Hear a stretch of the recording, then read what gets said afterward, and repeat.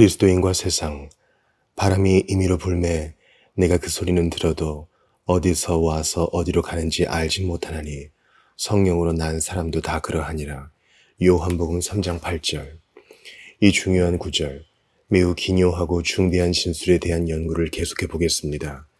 우리는 이 구절의 핵심 가르침을 고찰해 왔습니다. 여기에서 중요한 일은 그러하니라 라는 짧은 단어의 의미를 제대로 이해하는 것입니다. 성령으로 난 사람도 모든 거듭난 자가 비슷하게 다 그러하니라.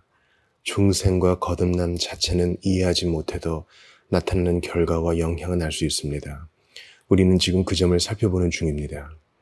제가 제시하는 기본 명제는 그리스도인으로 사는 사람은 누구나 자신이 거듭났는지 확인하는 일이 무엇보다 중요하다는 것입니다. 이보다 더 중요한 일이 없습니다. 독실한 종교인과 참된 그리스도인을 구분하는 기준선이 바로 이것입니다. 참 그리스도인은 거듭난 자, 성령으로 난 사람입니다.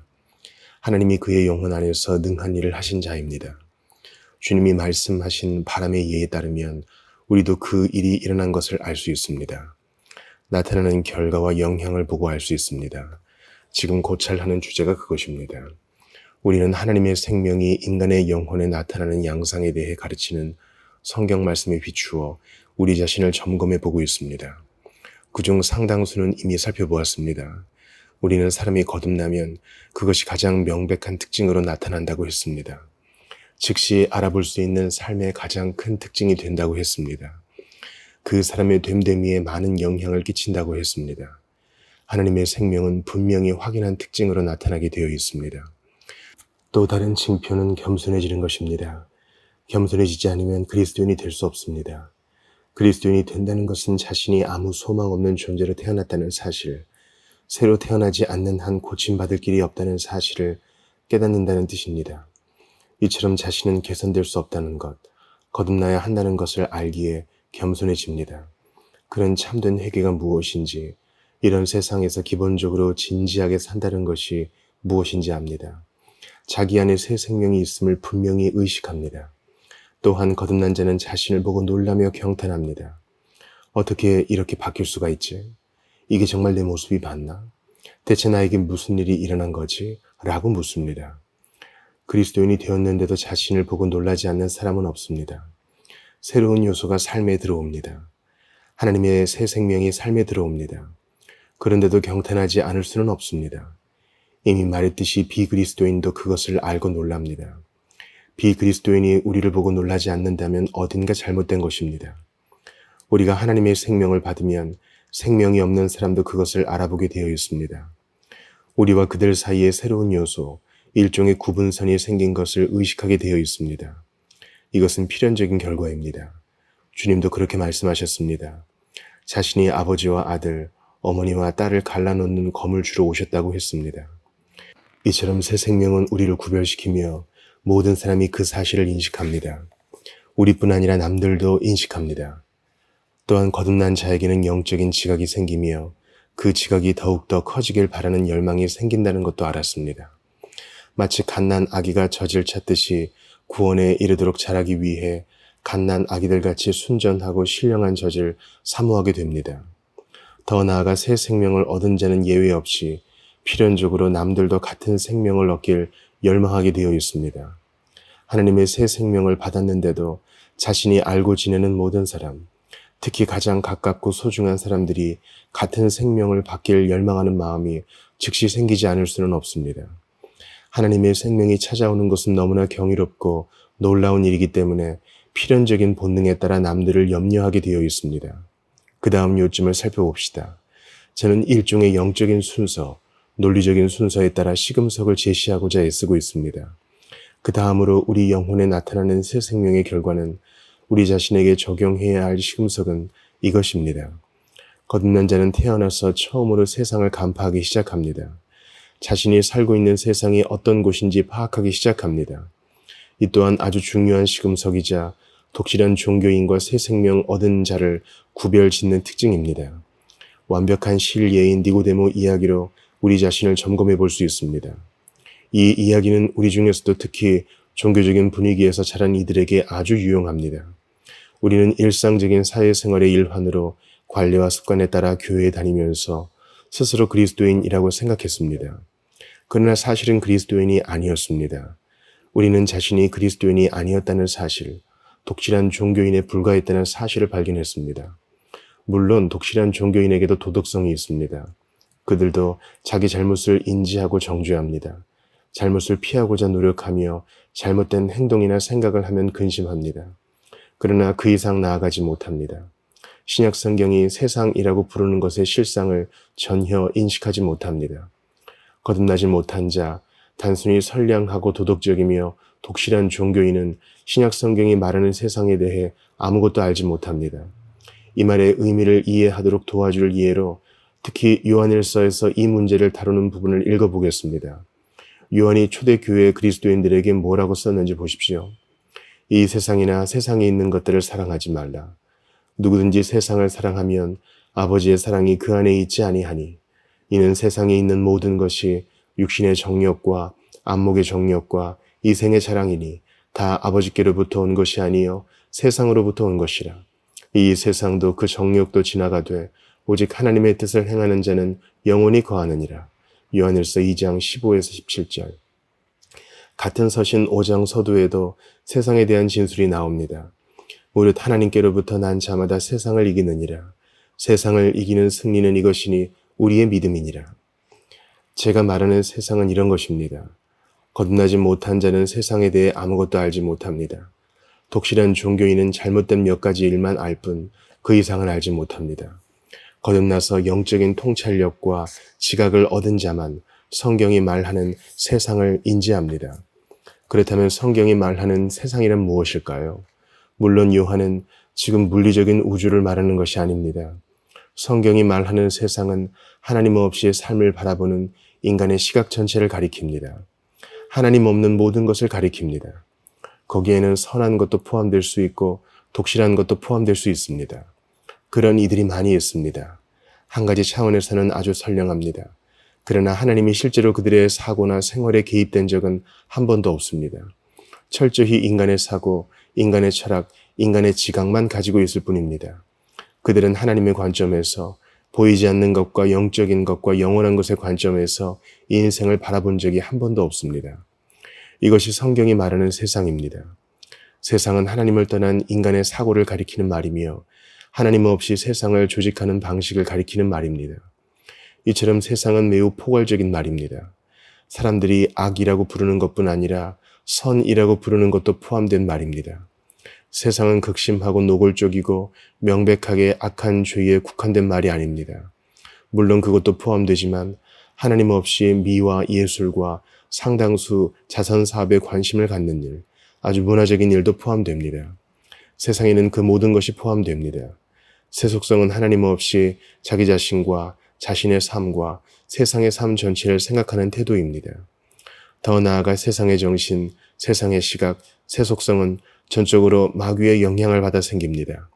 성경은 마귀를 이 세상의 신, 공중의 권세 잡은 자, 불순종의 아들들 가운데서 역사하는 영이라고 부릅니다.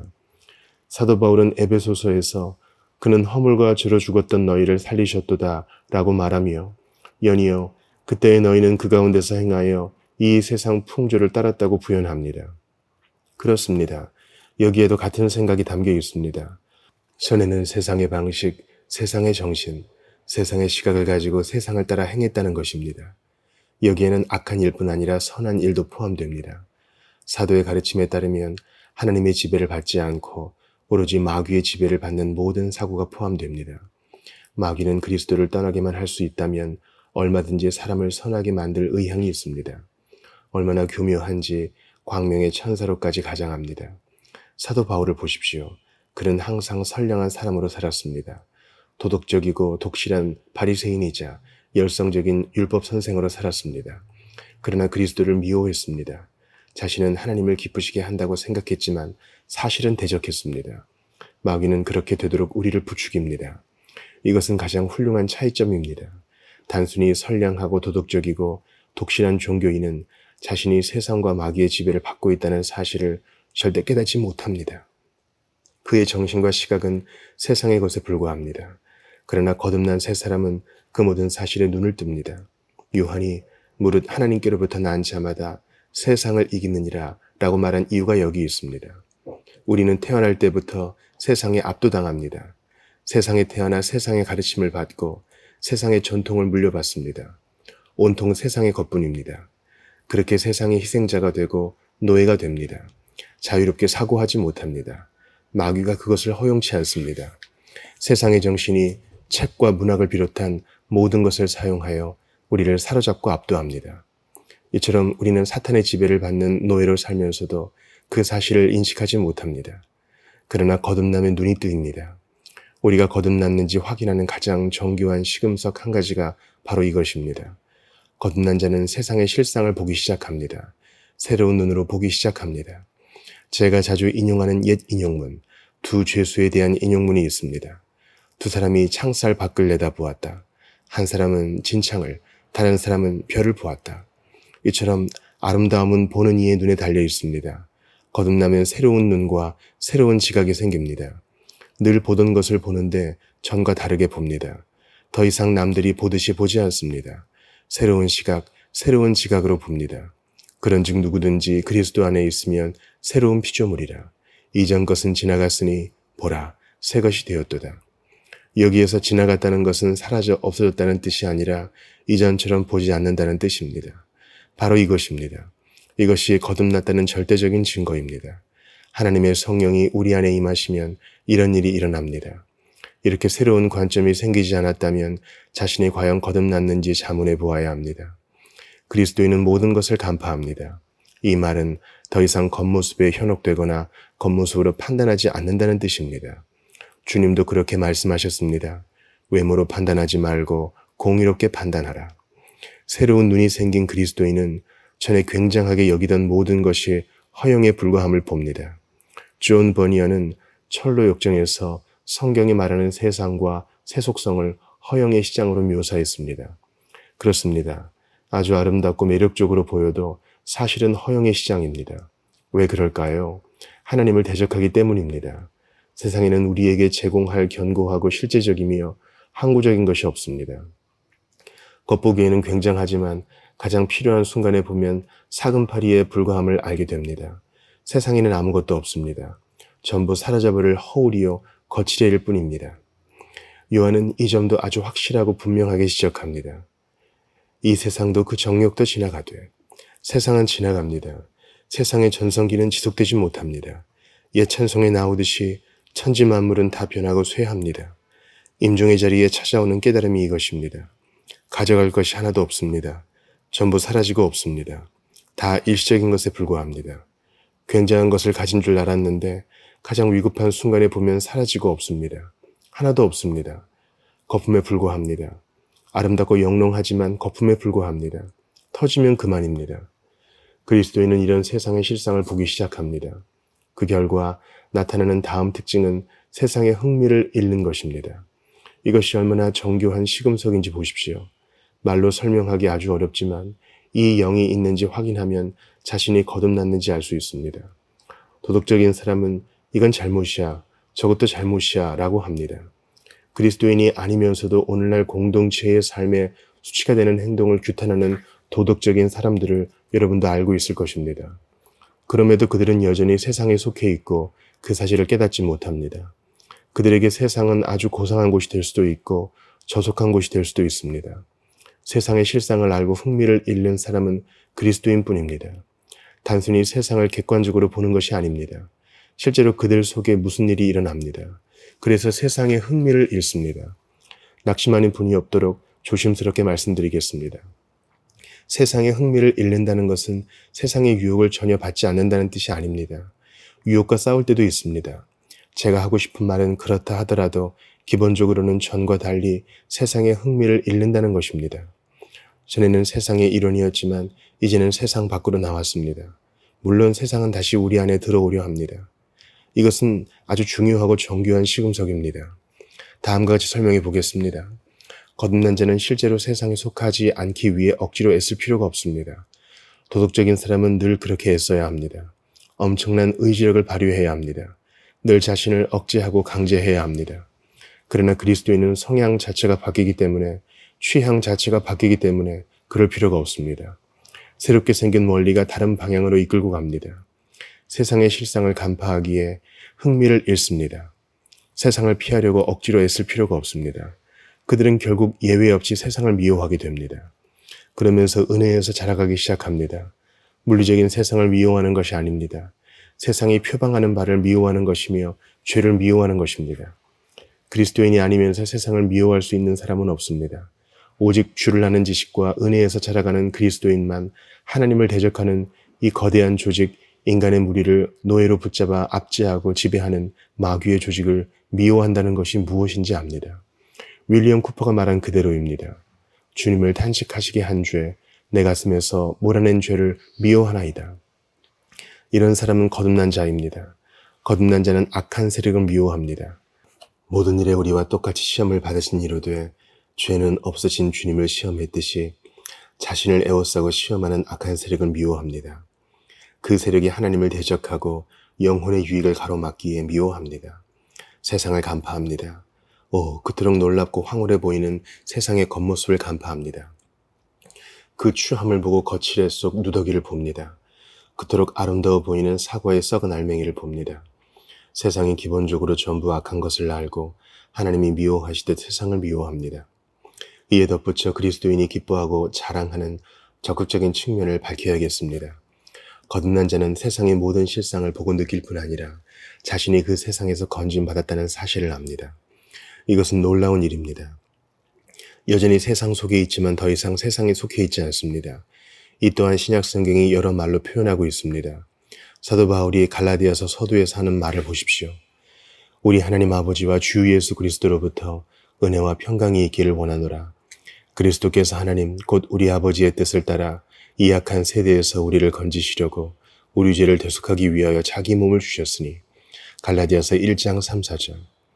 예수는 율법의 정죄와 형벌뿐 아니라 이 악한 세대에서 우리를 건져주셨습니다.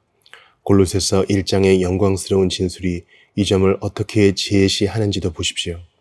우리로 하여금 빛 가운데서 성도의 기업의 부분을 얻기에 합당하게 하신 아버지께 감사하게 하시기를 원하노라. 그가 우리를 흑암의 권세에서 건져내사 그의 사랑의 아들의 나라로 옮기셨으니 골로새서 1장 12에서 13절. 여러분, 이것이 시금석입니다. 여러분은 이렇게 건진받은 것을 인식하고 있습니까? 사탄의 나라, 흑암의 나라에서 하나님이 사랑하시는 아들의 나라로 옮겨진 것을 알고 있습니까? 이 사실을 인식하고 있습니까? 거듭난 자라면 인식하지 못할 수가 없습니다. 반드시 인식하게 되어 있습니다. 전에는 세상과 그 정신과 시각과 영향의 전적인 지배를 받았지만 이제는 그렇지 않음을 알게 되어 있습니다. 거듭난 자는 자신이 더 이상 세상에 속해 있지 않은 것을 압니다.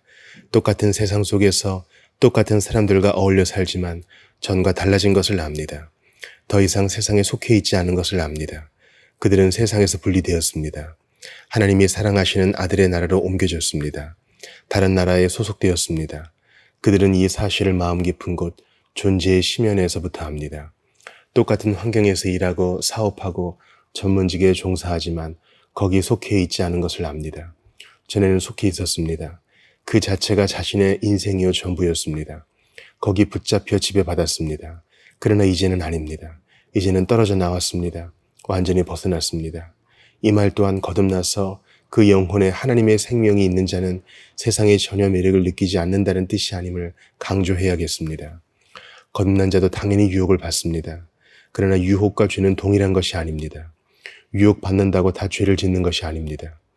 이 점을 분명히 하고 침체된 이들을 위로하기 위해 정말 거듭났다면 확실히 나처럼 유혹받지는 않을 거야 라고 생각할 수 있기에 한 가지 질문을 드리겠습니다.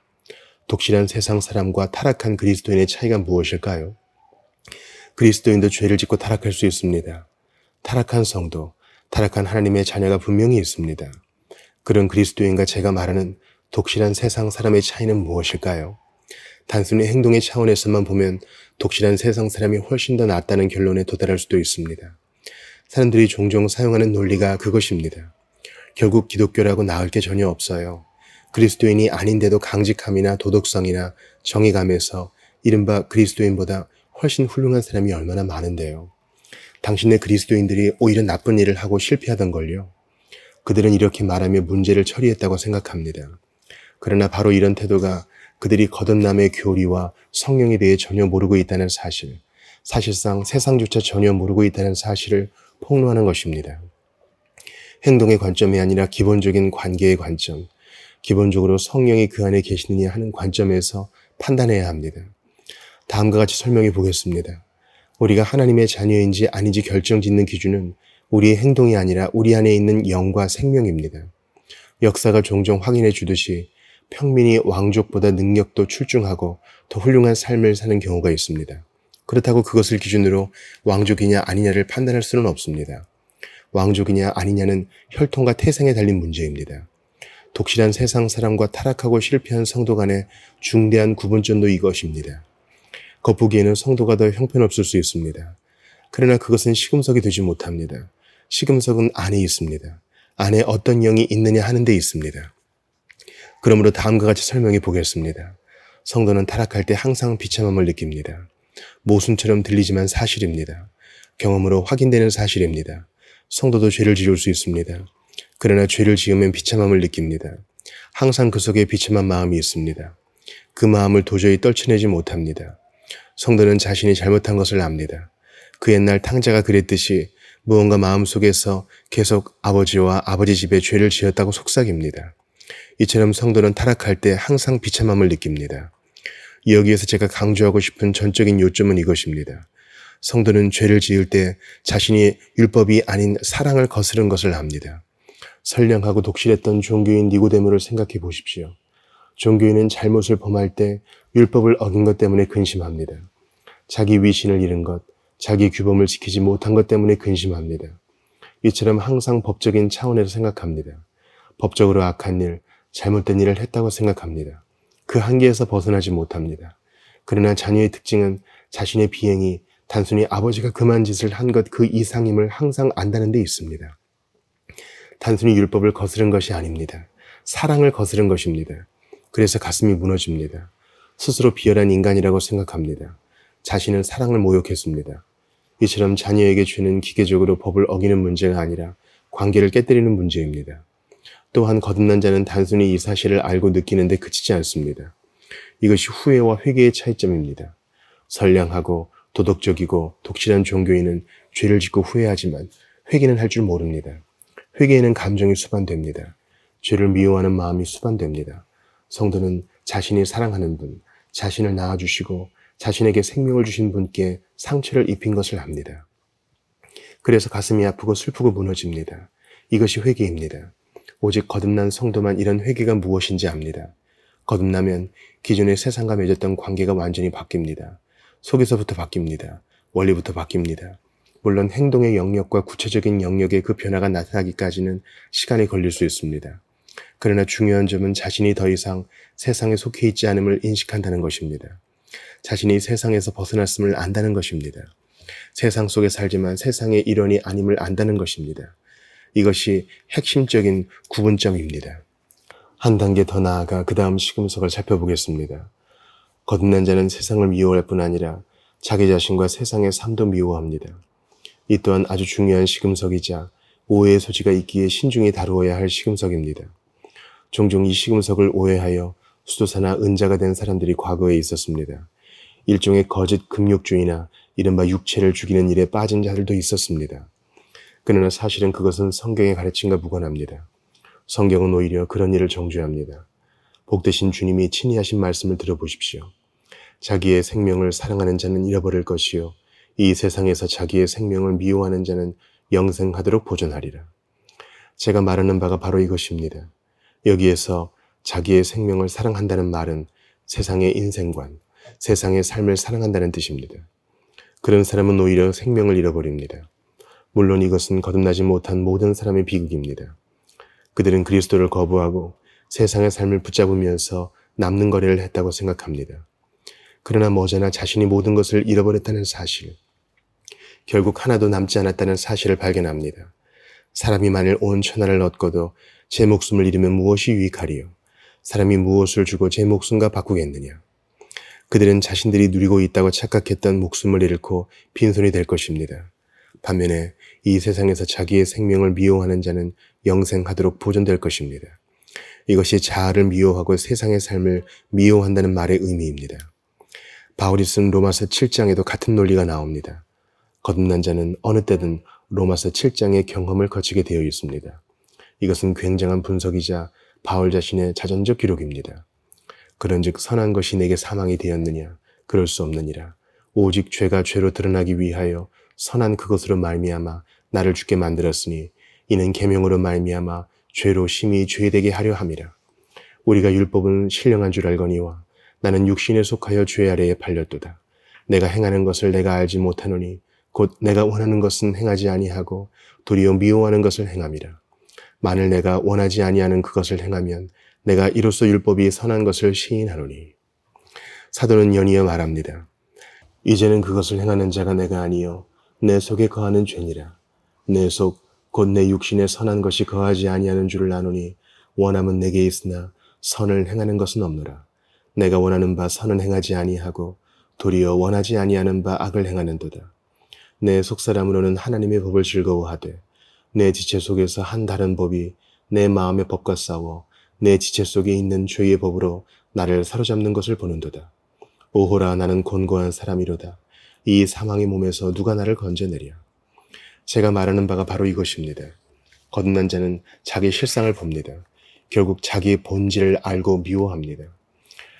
실제로 삶 속에서 성령의 다루심을 받지 못한 자는 이런 경험을 하지 못합니다. 저는 이것이 회심의 시작이라고 생각합니다.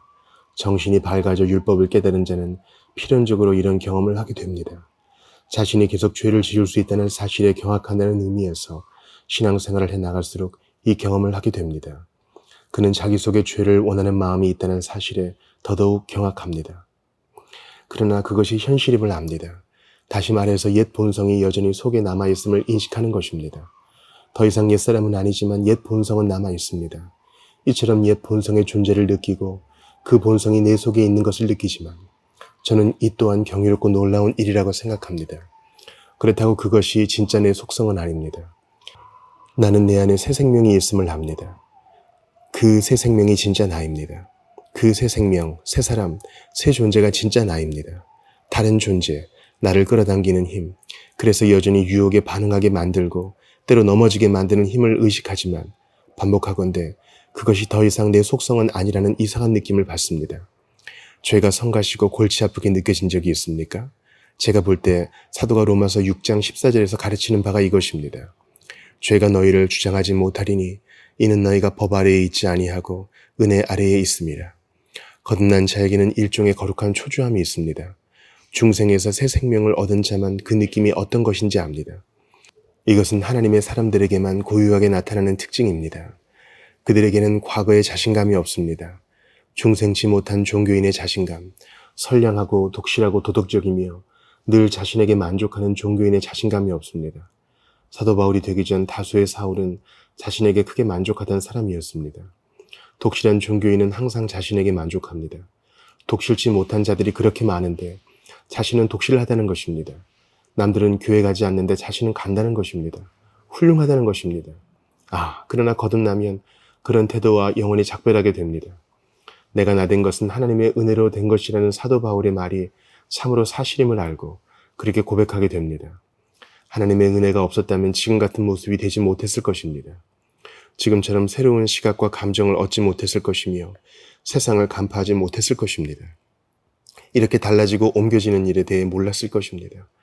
이것은 전부 하나님의 은혜로 된 일입니다. 우리 자신이 자랑할 것은 하나도 없습니다. 자랑 자체가 사라져버립니다. 오히려 자신을 미워하게 됩니다.